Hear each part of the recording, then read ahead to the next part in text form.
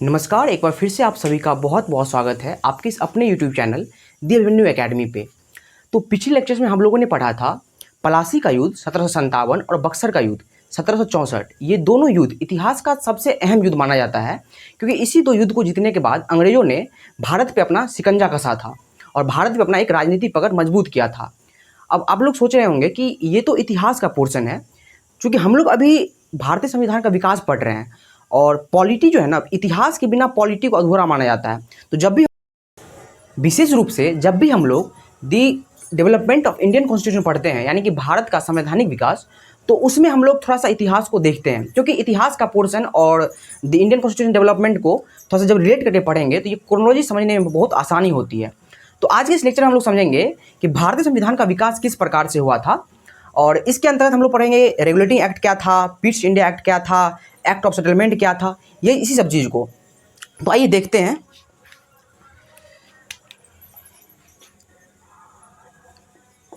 सबसे पहले तो दो चीज़ में समझना बहुत ज़रूरी है। पहला तो चार्टर अधिनियम, चार्टर अधिनियम, इंग्लिश में इसको बोलते हैं चार्टर एक्ट, चार्टर एक्ट है ना। और दूसरा है भारत शासन अधिनियम, भारत शासन अधिनियम, इंग्लिश में इसको बोलते हैं द गवर्नमेंट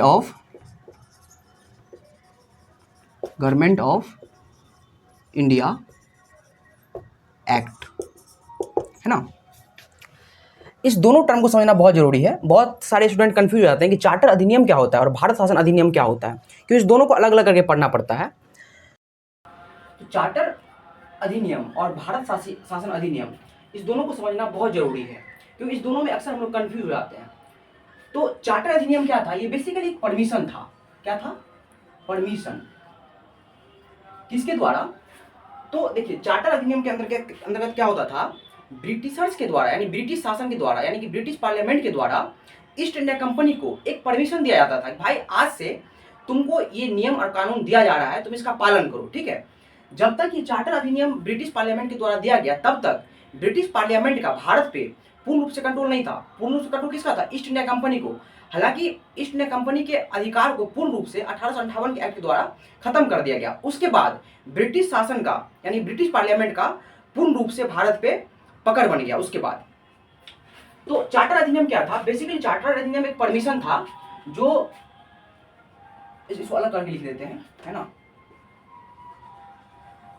चार्टर एक्ट क्या था? ये परमिशन दिया जाता था। परमिशन किसके द्वारा? तो ब्रिटिश पार्लियामेंट के द्वारा। पार्लियामेंट के द्वारा किसको दिया जाता था? तो ईस्ट इंडिया कंपनी को, है ना, ईस्ट इंडिया कंपनी को। और भारत शासन अधिनियम क्या था? भारत शासन अधिनियम, यानी कि द गवर्नमेंट ऑफ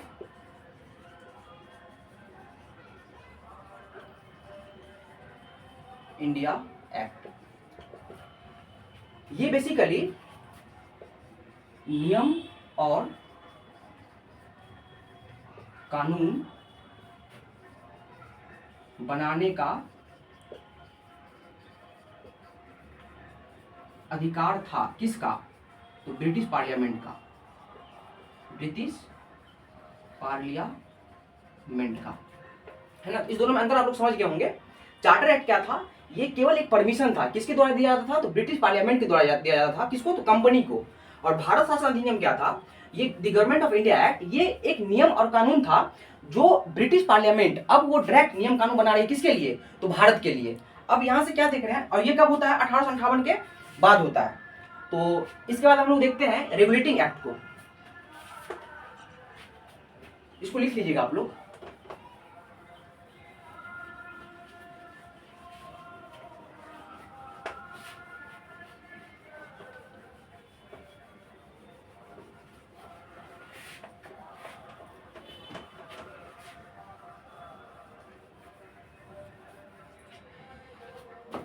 देखिए, एक्ट को समझने से पहले हम लोगों को ये समझना बहुत जरूरी है कि एक्ट को किस प्रकार से वर्गीकरण किया गया, एक्ट को किस तरह से बांटा गया, है ना। तो ब्रिटिश एक्ट को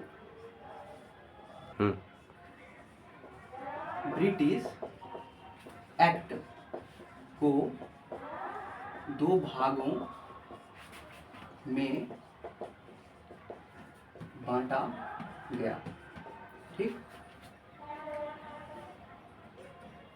ब्रिटिश एक्ट को दो भागों में बांटा गया। पहला, the company rule. Company rule यानी कि जब तक कंपनी का शासन रहा, कंपनी का शासन। और दूसरा, the crown's rule. Crown's rule यानी कि राजा और रानी का, कह सकते हैं डायरेक्ट ब्रिटिश पार्लियामेंट का इसके बाद शासन हो गया। तो कंपनी का जो शासन था ब्रिटिश एक्ट के तहत, तो इसमें कौन कौन सा एक्ट बनाया गया।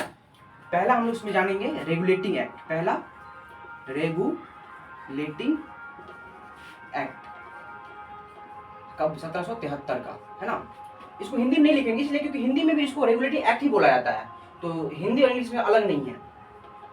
दूसरा में act of settlement. Act of settlement, regulating act 1773 में, एक्ट ऑफ सेटलमेंट 1781 में। और Pitt's India act, Pitt's India act कब, 1784 में। इसके बाद चार्टर एक्ट कब, 1813। फिर 5 में चार्टर एक्ट 1833। और 6 में, एक मिनट,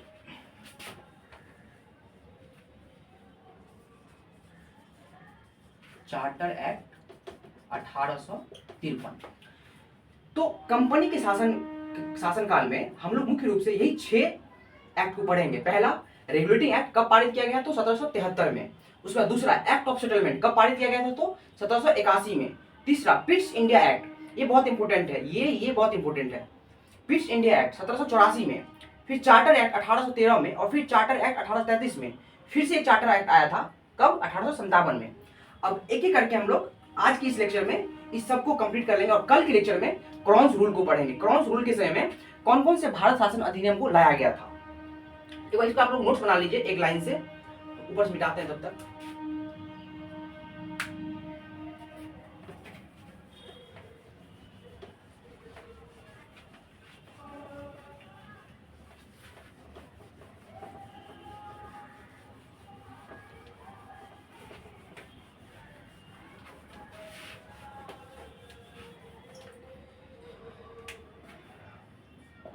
पहला रेगुलेटिंग एक्ट, रेगुलेटिंग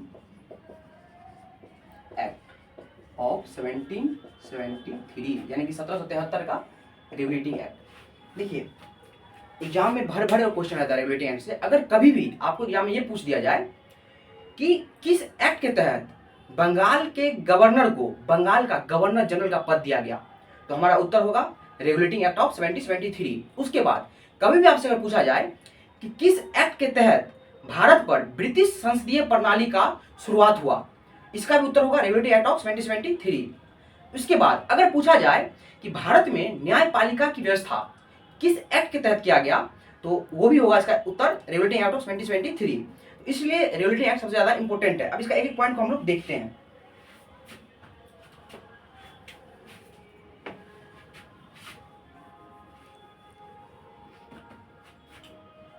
देखिए, नोट्स हम लोग जो बनाएंगे ना, तो नोट्स में पूरा कहानी नहीं लिखना है, बस नोट्स ऐसे बनाना है कि एग्जाम के टाइम में अगर एक बार हम देखें तो हमको सब कुछ रिकॉल हो जाए, है ना। तो इस एक्ट के तहत क्या किया गया, बंगाल का जो गवर्नर था, बंगाल का गवर्नर,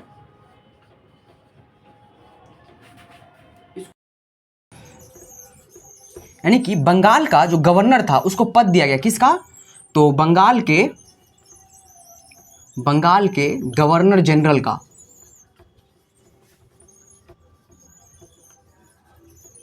यानी कि जो अब तक सिर्फ बंगाल का गवर्नर था, अब उसको बंगाल के गवर्नर जनरल का पद दे दिया गया। और इसके तहत, इस पद के तहत जो पहला गवर्नर जनरल था बंगाल का, वो था Warren Hastings. Warren Hastings was the first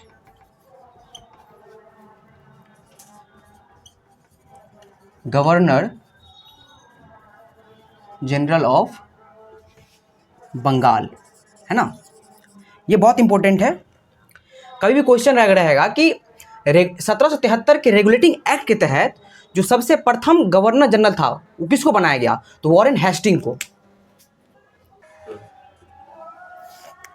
इसको हिंदी में बोलेंगे तो प्रथम गवर्नर जनरल वॉरेन हेस्टिंग। ठीक है, तो 2 पॉइंट। पहला, तो बंगाल का जो गवर्नर था उसको बंगाल के गवर्नर जनरल के नाम से हम लोग जानने लगे। वॉरेन हेस्टिंग जो था वो रेगुलेटिंग एक्ट 2023 के तहत सबसे पहला गवर्नर जनरल था। तीसरा पॉइंट इसमें नोट करेंगे, भारत पर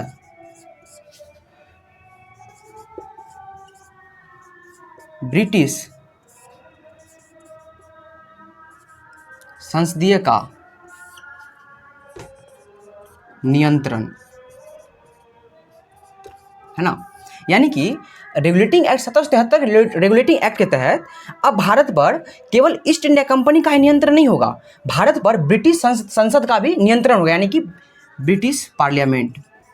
इसको इंग्लिश में बोलते हैं ब्रिटिश पार्लियामेंट। उसके बाद चौथा पॉइंट इसमें पढ़ेंगे, भारत में न्यायपालिका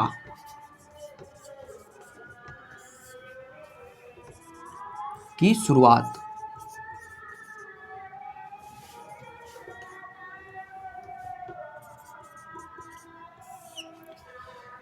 एक मिनट में थोड़ा इंक डाल देते हैं।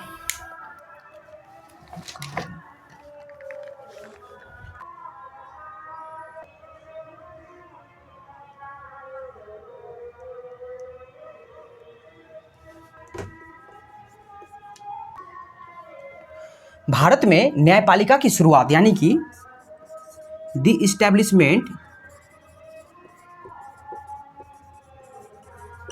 ऑफ जुडिशियल सिस्टम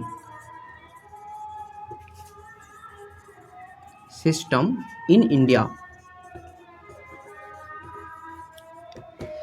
कभी भी अगर ये प्रश्न रहे कि किस एक्ट के तहत भारत में न्यायपालिका की शुरुआत की गई, तो हमारा उत्तर होगा रेगुलेटिंग एक्ट ऑफ 2023, यानी कि 1773 के रेगुलेटिंग एक्ट के तहत। इसके तहत हुआ क्या, देखिए 1773 में रेगुलेटिंग एक्ट पारित किया गया और 1774 में कोलकाता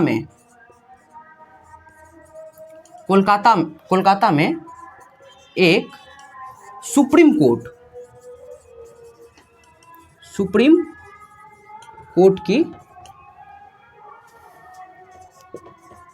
स्थापना की गई। ठीक, कभी भी अगर पूछे कि किस ईस्वी में कोलकाता में सुप्रीम कोर्ट की स्थापना की गई, तो 1774 में, है ना। 1774 में कोलकाता में एक सुप्रीम कोर्ट की स्थापना की गई। और आप देख रहे हैं कि हमारे भारत में जब 1950 में सुप्रीम कोर्ट का स्थापना हुआ था, तो ये कॉन्सेप्ट कहाँ से आया था, ये कॉन्सेप्ट यहीं से आया था, सुप्रीम कोर्ट का कॉन्सेप्ट। इसलिए हम लोग कहते हैं कि भारत का जो संवैधानिक विकास हुआ है ना, उसका जड़ कहीं ना कहीं ब्रिटिशर्स है।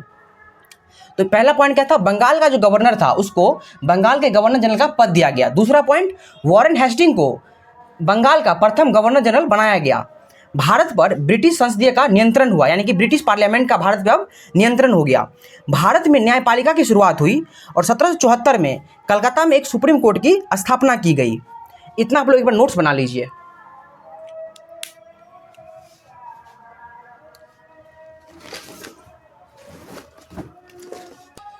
चलिए अब इसको मिटा देते हैं।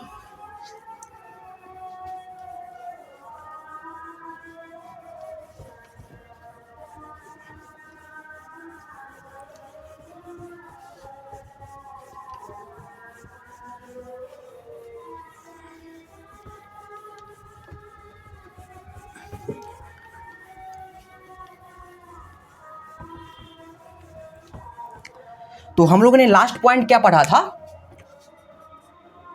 1774 में कोलकाता में सुप्रीम कोर्ट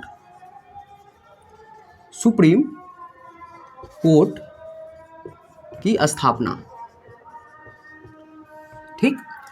अब देखिए, बहुत सारे स्टूडेंट को एक कन्फ्यूजन होगा कि सर हमारे भारत देश में तो सुप्रीम कोर्ट 1950 में बना था, तो जो सुप्रीम कोर्ट 1950 में हमारे भारत में बना था, यानी आज़ादी के बाद वो सुप्रीम कोर्ट पूरे भारत के लिए मान्यता प्राप्त था सुप्रीम कोर्ट को, यानी कि पूरे भारत के अंदर किसी भी तरह का कोई कॉन्फ्लिक्ट हुआ या किसी भी तरह का कोई समस्या हुआ तो उन सारी समस्याओं को, पूरे भारत की समस्याओं को वो सुप्रीम कोर्ट देखेगा 1950 वाले सुप्रीम कोर्ट के लिए। लेकिन जो 1774 में जो सुप्रीम कोर्ट बना था, ये सुप्रीम कोर्ट केवल और केवल बंगाल के लिए था, है ना, पूरे भारत के लिए नहीं था।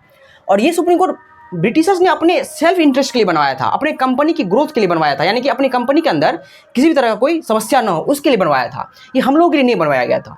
तो ये 1774 में जो कोलकाता में सुप्रीम कोर्ट की स्थापना हुई थी, ये सुप्रीम कोर्ट सिर्फ और सिर्फ बंगाल के लोगों के लिए बनवाया गया था, ना कि पूरे देश के लोगों के लिए। और हमारा जो सुप्रीम कोर्ट का स्थापना 1950 में, वो पूरे भारत देश के लिए बनाया गया। तो बस यही एक अंतर है।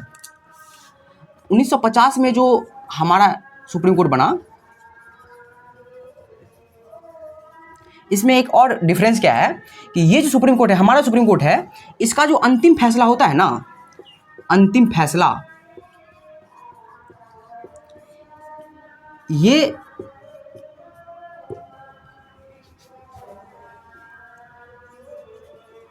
बदला नहीं जाता है। यानी कि अगर आप हमारे देश की सुप्रीम कोर्ट की डिसीजन से अगर आप संतुष्ट नहीं हैं तो आप फिर इसके ऊपर कहीं नहीं जा सकते, क्योंकि सुप्रीम कोर्ट हमारे देश में सबसे बड़ा होता है। लेकिन अगर 1774 में जो कोलकाता में सुप्रीम कोर्ट बना था, इस सुप्रीम कोर्ट के किसी भी निर्णय से अगर कोई संतुष्ट नहीं था तो इससे ऊपर भी एक सुप्रीम कोर्ट था। कौन सा? तो ब्रिटिश के अंदर था प्रीवी काउंसिल। कौन सा था? प्रीवी काउंसिल। ये ब्रिटेन का कोर्ट था, है ना। तो ये क्या था, ये फाइनल जुरिस्डिक्शन।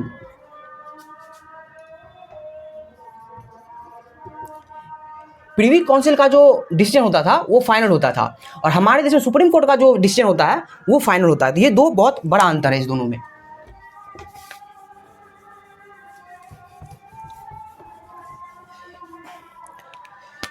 तो 1774 में जो सुप्रीम कोर्ट का स्थापना हुआ था, इसमें एक मुख्य न्यायाधीश था, मुख्य न्यायाधीश, जिसको हम लोग चीफ जस्टिस बोलते हैं। चीफ, इसका नाम क्या था? एलिजा इम्फे, है ना।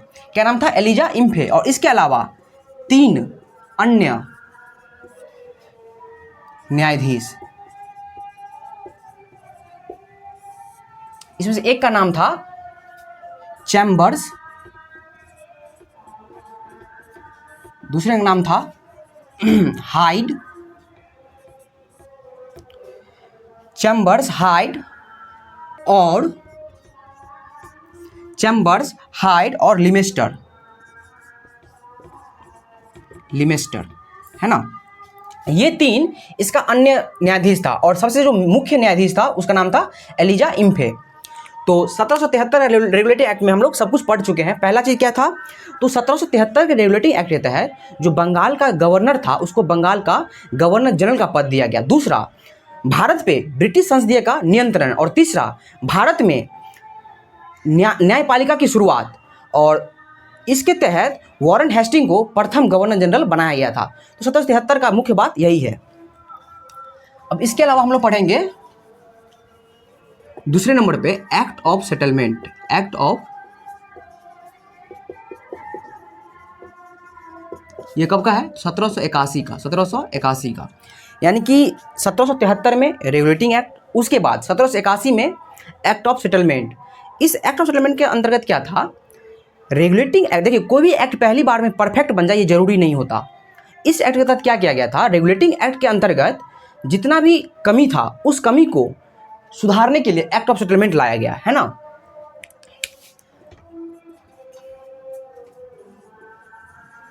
रेगुलेटिंग, इसको लिखेंगे आप लोग, रेगुलेटिंग एक्ट ऑफ 1773, यानी कि 1773 के रेगुलेटिंग एक्ट में सुधार करने के लिए इस एक्ट को पारित किया गया, है ना। यानी कि जो 1774 में जो रेगुलेटिंग एक्ट आया था, उस एक्ट में जितनी भी कमियां थी, उस कमियों को सुधारने के लिए एक्ट ऑफ सेटलमेंट को पारित किया गया था, पहला पॉइंट। दूसरा पॉइंट लिखेंगे इसमें, कलकत्ता को, हम लोग मतलब कोलकाता बोलते हैं, लेकिन उस समय इसको कलकत्ता बुलाया जाता था। तो कोलकाता को बंगाल, बिहार और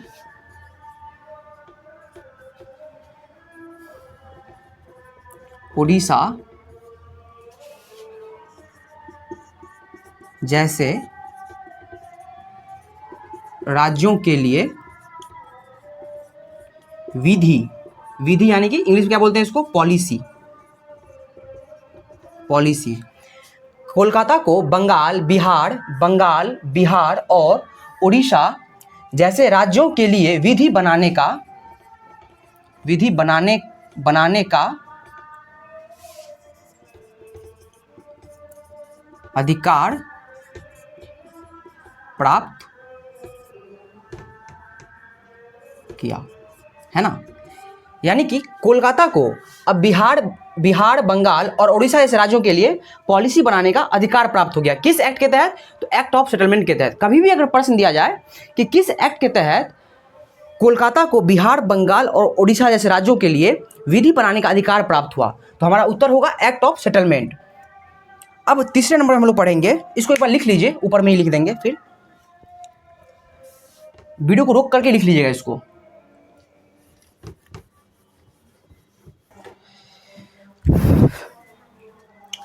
तीसरा नंबर पढ़ेंगे हम लोग 1784 का पिट्स इंडिया एक्ट।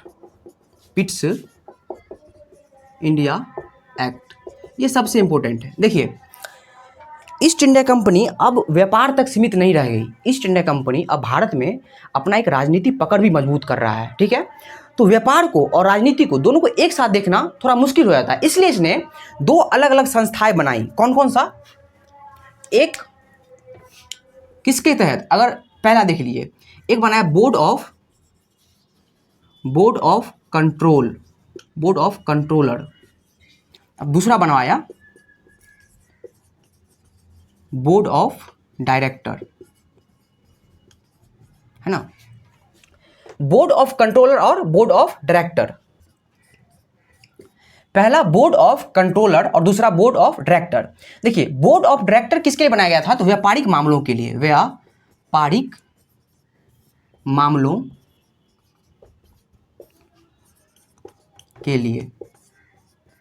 है ना। जितना भी व्यापारिक मामला होगा वो कौन संस्थाएं देखेगा? तो बोर्ड ऑफ डायरेक्टर। और जितना भी राजनीतिक मामला होगा वो कौन देखेगा? तो बोर्ड ऑफ कंट्रोलर। यानी कि इसको बनाया था राजनीतिक मामलों के लिए, राजनीतिक मामलों के लिए।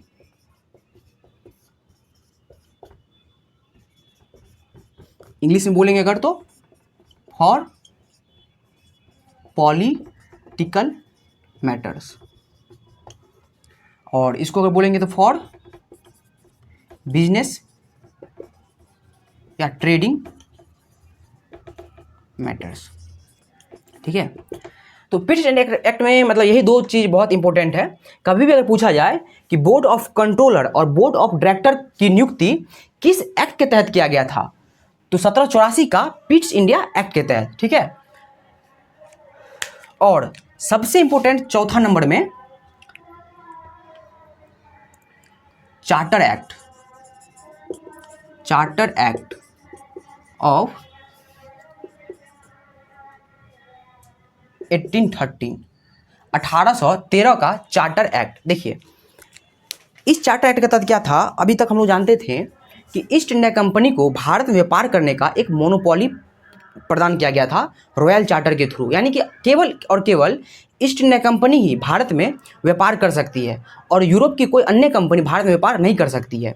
तो 1813 के इस चार्टर एक्ट के तहत जो ईस्ट इंडिया कंपनी का मोनोपोली था ना, उसको ख़त्म कर दिया गया, ठीक, और उसके व्यापार को 20 वर्षों के लिए बढ़ा दिया गया। चलिए इसको थोड़ा देख लेते हैं बढ़िया से। कंपनी के अधिकार पत्र को 20 वर्षों के लिए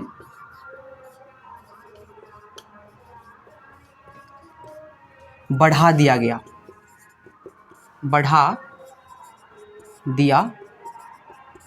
है ना। कंपनी के अधिकार पत्र को 20 वर्षों के लिए बढ़ा दिया गया, किस एक्ट के तहत? तो चार्टर एक्ट ऑफ 1830 यानी 1813 का चार्टर एक्ट के तहत कंपनी के अधिकार पत्र को 20 वर्षों के लिए बढ़ा दिया गया। कंपनी के मोनोपोली इसको हिंदी में बोलते हैं एकाधिकार। कंपनी के मोनोपोली को यानी एकाधिकार को समाप्त कर दिया गया।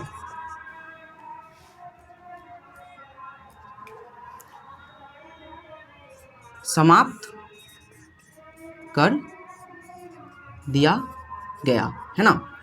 यानी कि अब केवल ईस्ट इंडिया कंपनी ही भारत में व्यापार नहीं करेगी, यूरोप का और अन्य कंपनी भारत में व्यापार कर सकता है, लेकिन चीन कंपनी के मोनोपोली को समाप्त कर दिया। किसके लिए? ये सिर्फ भारत के लिए, यानी कि भारत में अब अन्य कंपनी व्यापार कर सकती है। भारत के लिए चीन और अन्य पूर्वी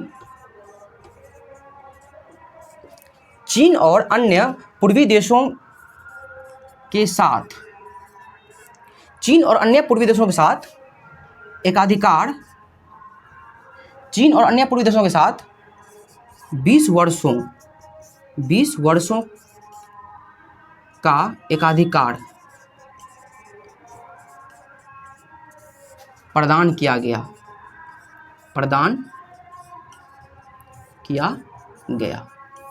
इसका मतलब ये हुआ कि ईस्ट इंडिया कंपनी भारत के साथ केवल और केवल ईस्ट इंडिया कंपनी ही भारत से व्यापार नहीं करेगी, लेकिन यानी कि इसके एकाधिकार को समाप्त कर दिया गया, लेकिन अब ये कंपनी चीन और अन्य पूर्वी देशों के साथ यानी कि भारत के अलावा किसी भी देशों के साथ 20 वर्षों के लिए व्यापार कर सकता है, यानी कि 20 वर्षों तक अभी भी उसके पास एकाधिकार है भारत के अलावा।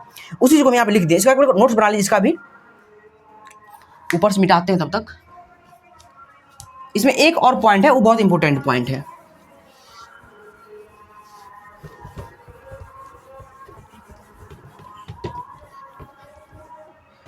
वो पॉइंट क्या है देखिए, 1813 में जो एक्ट आया था, इस एक्ट के पहले चार्टर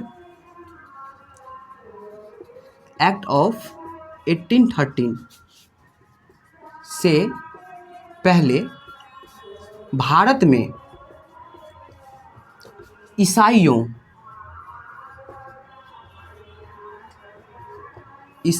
और पादरियों को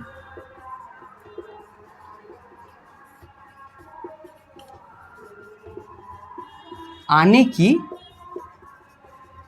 अनुमति नहीं थी, है ना। यानी कि 1813 के चार्टर एक्ट से पहले भारत में पादरियों और ईसाइयों को आने की अनुमति नहीं थी, लेकिन इस एक्ट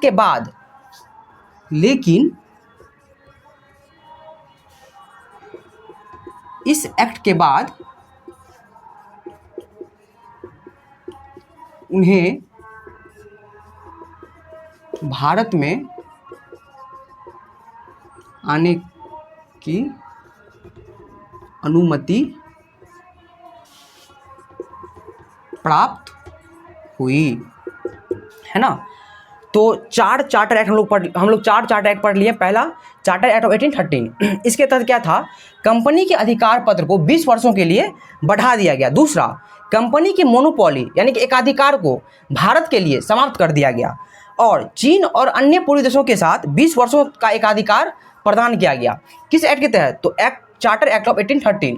उसके बाद चार्टर एक्ट ऑफ 1813 से पहले भारत में ईसाइयों और पादरियों को आने की अनुमति नहीं थी, लेकिन इस एक्ट के बाद उन्हें भारत में आने की अनुमति प्राप्त हुई। तो 1813 का मूल बात यही है, इससे बाहर एक भी क्वेश्चन नहीं जाएगा। एक बार इसको भी आप लोग लिख लीजिए अपने कॉपी में।